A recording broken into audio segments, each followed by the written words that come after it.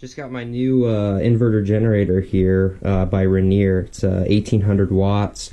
And I want to do a really quick unboxing video and kind of go through some of the features and get it fired up and see what it can run. The side of the box has some specifications about what this unit is capable of. It's 1800 watts rated, 2200 watts peak. It's 15 amps. Single phase, and it's really lightweight at 44 pounds, which I compared to a lot of the other models online. And it runs up to 16 hours, and it's got 52 dBAs for the sound output. Alright, I just got everything out of the box. The accessories that come with this unit are a reversible Phillips and flathead screwdriver, spark plug wrench, funnel for the oil that's got measurements on it, which is helpful, and some 4-stroke small engine oil. This is SAE 15W40.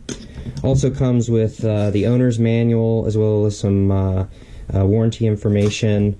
Initial thoughts are this is a pretty cool generator. I really like the look of it. The matte finish on it's really nice.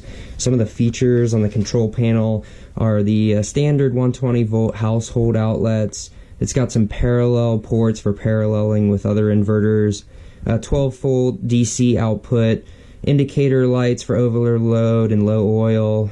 It's got an engine kill switch, fuel switch, reset breaker, eco mode, choke, as well as the pull cord starter.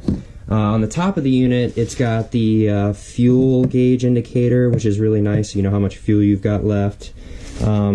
We're going to put some oil in this and go ahead and get it fired up.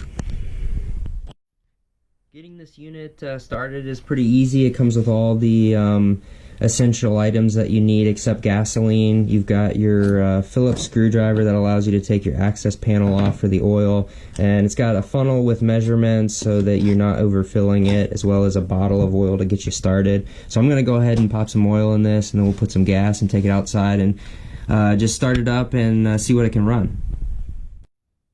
Alright, so I just put some gas and oil in it. We're going to go ahead and get it fired up and just run this saw off of it. Make sure the breather's open, the fuel switch is on, the choke's out.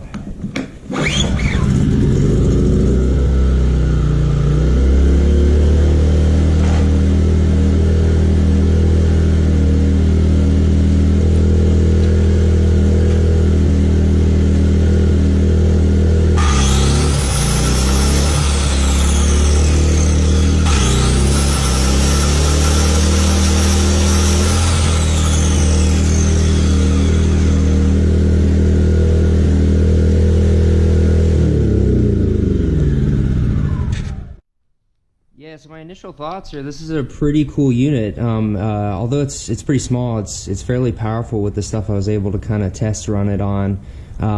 It's lightweight and compact, and I really like this feature, the fuel gauge, so I know how much fuel's left in it. But yeah, I'm looking forward to being able to use this, especially out camping come springtime.